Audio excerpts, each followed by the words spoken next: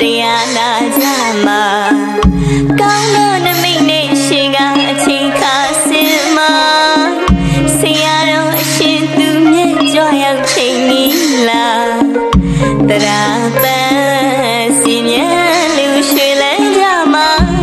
ယနေ့ညချိန်ခါတရားသဘင်တီနီယာတရားဟောကိုရောနဲ့မကြရင်မကြွရောက်လို့လားတရားရင်တိုက်ကြွေတော်မူမှာဓမ္မတိုင်းဆရာတော်အရှင်ပဝရချီးမြှောက်တော်မူတော်မှာဆရာတော်လေးတတော်လေးငယ်ငယ်သာရဏလည်းရှောင်းလန်းကြည်ကြည်မိဝဲစခန်းမြတ်စုအတူကွယ်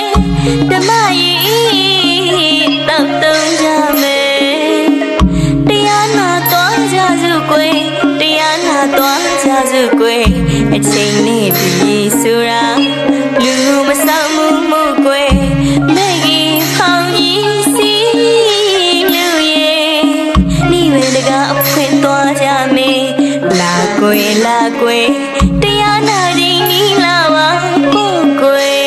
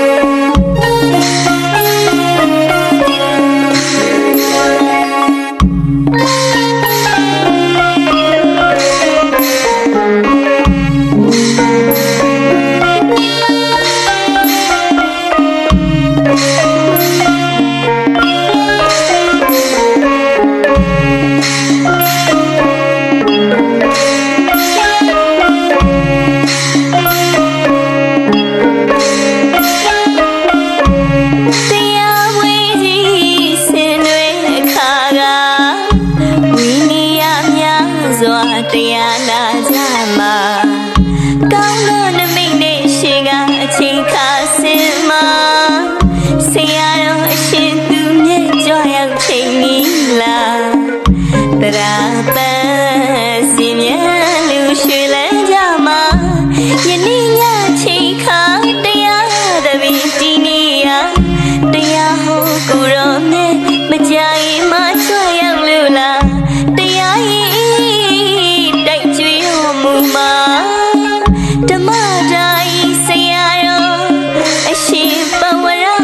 ချီးမြှောက်တော်မူတော်မှာဆရာတော်လေးတတော်လေးငယ်ငယ်သာရဏလည်းရှောင်းလန်းကြည်ကြည်မိဝဲစခန်းမြတ်စုအတူကွယ်ဓမ္မကြီးတောက်တုံးကြမယ်တရားနာသွားကြစုကွယ်အချိန်နဲ့ပြည်ဆိုတာလူမဆောင်